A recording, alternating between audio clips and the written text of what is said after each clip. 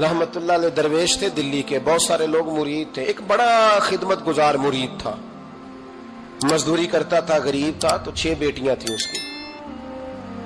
حضرت صاحب کے پاس روز آ کے کہتا حضور بچیوں کے لیے دعا کرے، اللہ کوئی اسباب پیدا کر دے، ایک بچی کی شادی کا خرچہ 1000 دینار ہے اور میں غریب ہوں۔ حضرت صاحب دعا کر دیتے۔ خانقاہ شریف کے تھوڑے ہی فاصلے پر حضرت جہاں بیٹھ کے مریدوں کی تربیت کرتے تھے، اس سے تھوڑا ہی فاصلے پر نا ایک عیسائی رہتا تھا، بڑا مالدار تھا، بڑی سارے اونٹ، گائیں، بھیڑ، بکریاں رکھی ہوئی تھی، اور حضرت شرف الدین رحمت اللہ علیہ کی بڑی مخالفت کرتا تھا۔ اور یہ جو آپ کا غریب مرید تھا، یہ اس کا پڑوسی تھا، ایک دن بلا کے نا ان کو کہنے لگا کہ تو کدھر جا کے جو ہے وہ ٹکرے مار رہا ہے، وہاں سے کچھ نہیں ملنے والا، وہ تجھے کیا دیں گے جن کی خانقاہ خود چندے پہ چلتی ہے، مدرسہ چندے پہ چلتا ہے، مسجد چندے پہ چلتی ہے، تیری بیٹی کا معاملہ کہاں حل ہوگا؟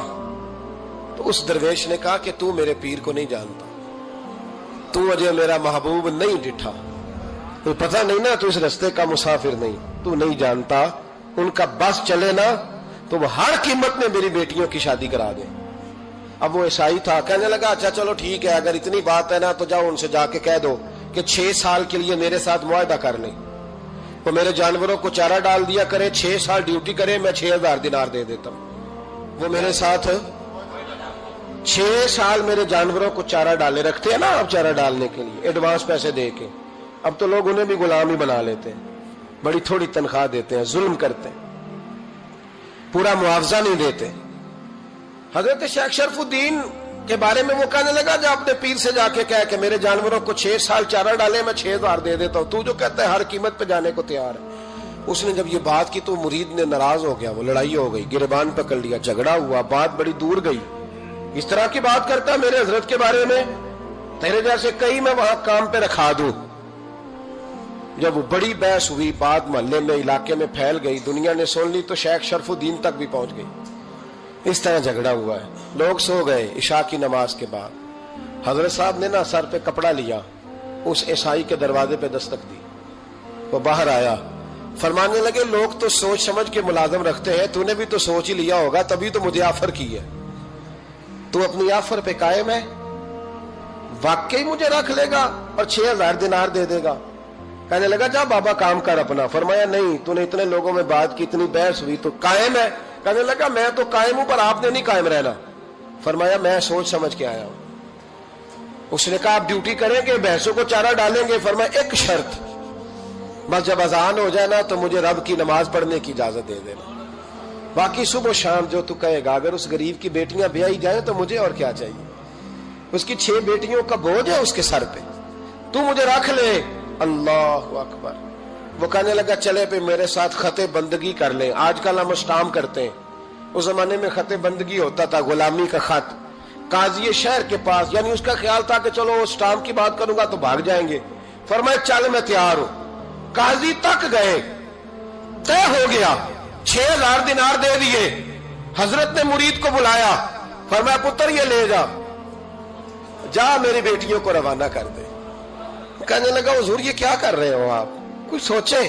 فرمایا یار جب تجھے بیٹا بنا لیا تو پھر میری پوتیاں تو لگتی ہیں نا، میرا حق تو بنتا ہے نا، جا کے ڈیوٹی کر، ان کو بیاہ دے۔ بات پھیل گئی، بادشاہ بھی عقیدت مند تھا، وہ 12000 دینار لے کے پہنچا۔ کیا بتاؤں ان رب کے بندوں کا دل کیسا ہوتا ہے، کیا درد ہوتا ہے، کیا رنگ۔ 12000 دینار لے کے بادشاہ آیا اور آ کے حضرت کو پیش کیے کہ حضور آپ دیں اس عیسائی کو ڈبل دیں اور جائیں کام کریں۔ آپ فرمانے لگے تو پیسے دے، شرطیں نہ لگا، میرا جہاں دل کرے گا میں خرچ کروں گا، مجھے تو مزہ ہی اب آنے لگا ہے، ابھی تو لطف آ رہا ہے، ابھی تو ذائقہ آیا ہے کچھ کرنے کا، پیسے دینے ہیں تو دے، پابندی نہ لگا، جہاں میرا دل کرے گا میں۔ اس نے کہا حضور ٹھیک ہے رکھ لے۔ حضرت نے فجر مسجد میں پڑھی، جیب میں 12000 دینار تھے، اعلان فرمایا بھی کسی اور کی بیٹی بھی بیٹھی ہے تو پیسے میرے پاس ہیں۔ وہ 12000 دینار بھی بانٹ دیا، اور 12000 دینار بانٹ کے نا تو پھر چلے گئے کھیت میں چارہ کاٹنے۔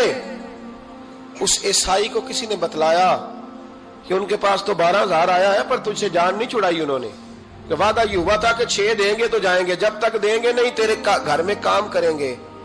وہ نا چارہ کاٹ رہے تھے، حضرت صاحب تو وہاں پہنچ گیا، دور جا کے کھڑا ہو گیا، کہنے لگا بابا پہلے تو میں نے مسلمانوں کے اخلاق سنے تھے، اب تو میں نے دیکھ بھی لیے، پر یہ بتا جب 12,000 آیا تھا جان کیوں نہیں چھڑائی؟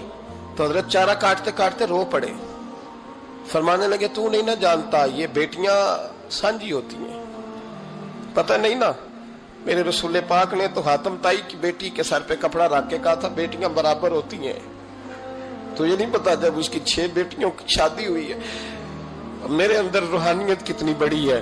فرمایا پھر 12,000 آیا ہے تو 2-4 بچیاں پھر گئی ہیں، تجھے نہیں پتا میں اندر سے راضی کتنا ہوں، میں تیری نوکری کرتا رہوں گا، پتہ نہیں اللہ کتنی بیٹیوں کو بیاہ دے گا۔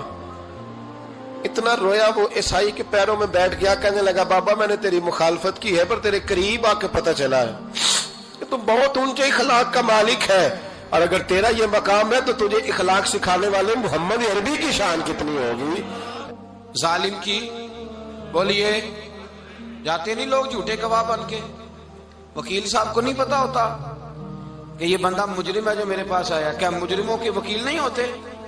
بولے تو اس کو پتہ نہیں ہوتا وکیل صاحب کو کہ یہ صاحب مجرم ہے، میرے پاس مقدمہ لے کے آئے، اور اگر بے ادبی نہ ہو جائے تو میرا خیال ہے قاضی عدالت کو بھی پتا ہوتا ہے کہ مجرم کون ہے اور مظلوم۔ میرے نبی پاک صلی اللہ علیہ وسلم نے اس قدر زیادہ سختی فرمائی اس مسئلے میں، فرمایا جس کو پتا تھا کہ فلاں آدمی ظالم ہے، ظلم کر رہا، پھر وہ ظالم کا گواہ بنا یا اس نے ظالم کی مدد کی، کتنی کی؟ شارحین لکھتے ہیں چاہے اس نے ایک جملہ بول کے کی، چاہے ایک، سارے بولیے، چاہے ایک غریب کو اس نے ظلم کیا تو کہتے ہیں علاج یہ سی، چاہے ایک جملہ بول کے کی، شارحین اس حدیث کی شرح میں لکھتے ہیں ایک جملہ بول کے چاہے مدد کی، جس بندے نے کسی ظالم کی مدد کی کسی مقدمے میں یا کسی صورت میں اور اسے پتا تھا یہ ظالم ہے، میرے نبی پاک صلی اللہ تعالی علیہ وسلم فرماتے ہیں اگر اس نے مدد کی، ابھی ظالم کی بات نہیں ہو رہی، ظالم کے مددگار کی بات ہو رہی، اگر کسی نے ظالم کی مدد کی تو حضور فرماتے ہیں خدا بھی اس سے بری و ذمہ ہے، رسول بھی اس سے بری و ذمہ ہے۔ سنبھال کے رکھے اپنی نمازیں، قربانیاں، حج، زکوٰۃ سنبھال کے رکھے۔ اگر ظالموں کا مددگار ہے، الیکشن آ لینے دے، آپ کو نظر آ جائے گا کون کون ظالموں کا مددگار ہے، نظر آ جائے گا۔ اپنی جیب سے لوگ پیسے دے کے ظالموں کی مدد کریں گے، ان کے فلیکس چھپوائیں گے، بورڈ لگوائیں گے، جیبوں سے پیسے دے کے۔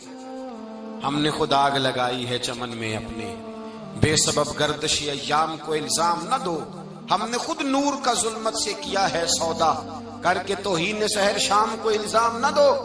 ظالموں کے مددگار میدان میں آ گئے، یہ چھوٹا لفظ نہیں، میرے حبیب پاک صلی اللہ علیہ وسلم نے فرمایا جو ظالم کا مددگار ہے سن لے جو سجن کے ساتھ کچہری جاتا ہے، وہ یاد رکھے جو دوست کا گواہ بنتا ہے، وہ یاد رکھے جو کہتا ہے میں مانگی گیا تھا، مجھے بلایا گیا تھا قبضہ چھڑانے کے لیے کسی غریب بیوہ کی جائیداد پہ، وہ سن لے تو مدد کر کے نہیں آیا، تو خدا کے ذمے سے نکل گیا ہے۔ رسول پاک نے فرمایا تیرا میرا تعلق ختم ہو گیا، تو ظالم کا مددگار ہو گیا، پھر تو کہتا میں بے چین ہوں، میں بے قرار ہوں، میں آزمائش کا شکار ہوں، پلٹ کے دیکھ تو صحیح تیرا گناہ کتنا بڑا ہے۔ میرے نبی پاک صلی اللہ علیہ وسلم کا ایک اور فرمان سن لیں، ابن ماجہ ابو داؤد میں موجود ہے، اس حدیث کو آپ نے یاد کر لینا ہے، کر لیں گے انشاءاللہ، سارے کہیے انشاءاللہ کر لیں گے یاد۔ حضور صلی اللہ علیہ وسلم نے فرمایا اگر تو ظالم کی مدد کرے گا نا، یہ لفظ دل کی تختی پہ لکھ لینا، یہ مکافات عمل ہے، مکافات عمل دنیا، ادھر کرو گے تو ادھر بھرو گے۔ فرمایا اگر تو کسی ظالم کی مدد کرے گا، سن لے حضور کا فرمان ہے، اگر تو ابن ماجہ ابو داؤد سیاہ میں موجود ہے، فرمایا اگر تو کسی ظالم کی مدد کرے گا تو رب تعالیٰ مرنے سے پہلے تیرے اوپر بھی ظالم کو مسلط کر دے گا، تیرے اوپر بھی ایک دفعہ ظلم ضرور ہوگا اگر تو ظالم کی، وہ کسی صورت میں بھی ہو سکتا ہے، کسی صورت میں بھی تیرا بیٹا ہی اٹھ کے ظلم کر دے گا، تو الجھ جائے گا، کسی نہ کسی جگہ تیرے لیے تباہی کا سامان ہوگا، تیرے اوپر ظلم ہوگا، اس لیے کہ تو ظالموں کا مددگار ہے۔ چاہیے یہ تھا کہ تو مظلوم کی مدد کرتا، انسانی ایمانی یقین کا فریضہ سر انجام دیتا، تو ظالموں کا مددگار ہو گیا۔ ٹٹول کے دیکھ لیں، رزلٹ نکال کے دیکھ لیں، ہمارے زمانے میں ظالموں کے مددگار زیادہ ہیں، اتنی لمبی زبانیں نکال کے ظالموں کی مدد کرتے ہیں، بڑے بڑے کالم نویس اللہ نے انہیں قدرت دی لکھنے کی، تو اپنا قلم ظالموں کی مدد میں خرچ کرتے ہیں۔ وہ لوگ جن کو اللہ تبارک و تعالیٰ نے قدرت دی، ہمت دی، طاقت دی، کچھ لوگ ان کے حلقہ احباب میں، وہ اپنے لوگوں کو استعمال کر کے ظالموں کی مدد کرتے ہیں، ظالموں کی مدد کرتے ہیں۔ میرے نبی کریم سید عالم نور مجسم صلی اللہ علیہ وسلم نے فرمایا، اگر تو نے ظالم کی مدد کی تو جب تک تو توبہ نہیں کرے گا رب تجھ سے ناراض ہی رہے گا۔ اللہ تجھ سے، او بھائی جس سے رب بھی ناراض ہو گیا، نہ کھانا نہ پینا نہ سونا نہ جاگنا نہ نیند، پھر تیری ہر چیز تیرے لیے آزمائش ہو جائے گی، پھر تیرا سایہ بھی تیرے لیے خوف کا سامان بنے گا، پھر زندگی جیتی جاگتی لاش بن جائے گی، تو اپنے کندھوں پر اپنی میت اٹھائے پھرے گا جب تو ظالم کا مددگار ہوگا۔ اور نبی پاک صلی اللہ علیہ وسلم نے فرمایا ظالموں کا مددگار بھی ظالم ہوتا ہے، ظالموں کا مددگار بھی، سارے بولے ظالموں کا مددگار بھی نہیں، کو نہیں، آپ سارے نہیں بولے، ایک دفعہ بولے ظالموں کا مددگار بھی، پکی بات ہے، ظالموں کا مددگار بھی۔ اللہ اکبر، جس کا یارانہ ہو، جس کا دوستانہ ہو، جو کہے میں نے نا اس کو اوکھے ویلے کے لیے ظالم کو یاد رکھا ہوا ہے۔ کبھی مشکل میں رکھے نہیں ہوئے لوگوں نے ظالم دوست، کہتے میں نے رکھے ہوئے ہیں، بلکہ ہمارے دیہات میں تو کہتے ہیں میں نے بازو بنائے ہوئے ہیں۔ کس کو بازو بنا لیا؟ ظالم بھی کبھی بازو ہوتا ہے، جو ظلم کی تلوار لیے میدان میں کھڑا ہے۔ قارون، حامان، فرعون، نمرود کا حال نہیں لوگوں نے دیکھا؟ اپنے زمانے میں آپ نے کتنے لوگ نہیں دیکھے جن کے سائے سے، آواز سے لوگ کانپتے تھے؟ پھر پولیس کی گاڑیوں میں وہ اس طرح مردہ پڑے کہ دنیا نے تماشا دیکھا ان کا۔ یہ رنگ ہم نے دیکھے نہیں اپنے آنکھوں سے۔ فرمایا ظالم کا مددگار بھی، جو کار میں بٹھا کے لے کے گیا وہ بھی ظالم، جس نے چائے پلائی وہ بھی، جس شخص نے کھانا کھلایا وہ بھی، جو کچہری تک ساتھ گیا وہ بھی، جس نے فلیکس کے نیچے، بڑے شرابی کے نیچے چھوٹی اپنی فوٹو لگائی وہ بھی، جو ووٹ کی پرچی ڈالنے گیا وہ بھی۔ کہہ دینا باہر نکل کے کہ حضرت صاحب نے سیاسی تقریر کی ہے، کہہ دینا، پر بات تو سچی ہے نا۔ خو کرے ہم تو سے تھوڑا سا گلا بھی سن لے، خو کرے ہم تو سے تھوڑا سا بھی گلا۔ امام مالک کے پاس ایک بندہ آیا، اس نے کہا حضور میں درزی ہوں، ایک ظالم بادشاہ مجھ سے کپڑے سلواتا ہے، میں تو ظالموں کا مددگار نہیں نا۔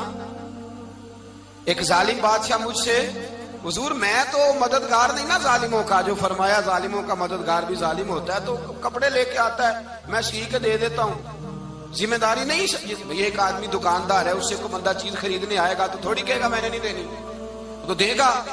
کوئی بندہ اگر کسی شخص سے کوئی کام کہتا ہے جو اس کی فیلڈ ہے، اس کا شعبہ ہے، اس کا معاش کا وہ سلسلہ ہے، کہتے ہیں یا رسول اللہ صلی اللہ علیہ وسلم ظالموں کا مددگار بھی ظالم، حضور نے فرما دیا۔ تو امام مالک سے بندے نے مسئلہ پوچھا، دل کی تختی پہ لکھنے والی باتیں ہیں، کہا حضور میں درزی ہوں، ظالم کپڑے سلواتے ہیں، میں تو مددگار نہیں نا۔ امام صاحب کہنے لگے نہیں، مددگار تو وہ ہوگا جو تجھے سوئی دھاگا فراہم کرے گا، تو تو پورے کپڑے سی کے دیتا ہے، تو خود بہت بڑا ظالم ہے، تو پورے سوٹ سی کے دیتا ہے، تو بہت بڑا ظالم خود ہے۔ مددگار تو وہ ہوگا جو تجھے دھاگا دے گا، جو تجھے بٹن دے گا، جو تجھے نلکی دے گا، جو ظالم سے اتنی نفرت ظلم کر کے بندہ ہے۔ یہاں تو ہمارے زمانے میں ہیرو بن جاتے ہیں لوگ، ظالم ہیرو ہے، لوگ اس سے ڈرتے پھرتے ہیں، گھومتے پھرتے ہیں، اور بہت سارے کم مزاج لوگ اس کے پیچھے ہاتھ باندھ کے پھرتے ہیں۔ ظالموں کی مدد کرنا، ظالموں کے ساتھ رہنا، یہ ظلم ہے، ظلم، یہ زیادتی ہے۔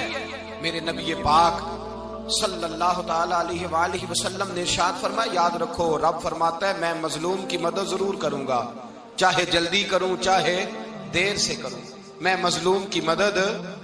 اور حضور صلی اللہ علیہ وسلم نے فرمایا ہے، حضرت معاذ بن جبل کہتے ہیں حضور نے مجھے یمن کا گورنر بنایا، جب میں جانے لگا نا تو حضور نے بڑی نصیحتیں کی، بخاری میں موجود ہے، فرماتے ہیں جب میں پلٹنے لگا تو میرے رسول نے فرمایا معاذ ایک منٹ ٹھہر جا، ایک بات میری یاد رکھنا، اس کو نہ بھولنا۔ کہا حضور کیا؟ فرمایا دیکھنا کسی پہ ظلم نہ کر بیٹھنا، کہیں تجھ سے زیادتی نہ ہو جائے۔ محبوبہ پھر حضور نے فرمایا سن میرے معاذ، میں تجھے گورنر بنا رہا ہوں، زیادتی نہ کر بیٹھنا۔ یا رسول اللہ صلی اللہ علیہ وسلم کیا ہوتا ہے؟ تو میرے کریم نے فرمایا جب مظلوم دعا کے لیے ہاتھ اٹھاتا ہے تو عرش کا مالک کہتا ہے فرشتوں پیچھے ہٹ جاؤ، عرش کا مالک کہتا ہے فرشتوں پیچھے ہٹ جاؤ۔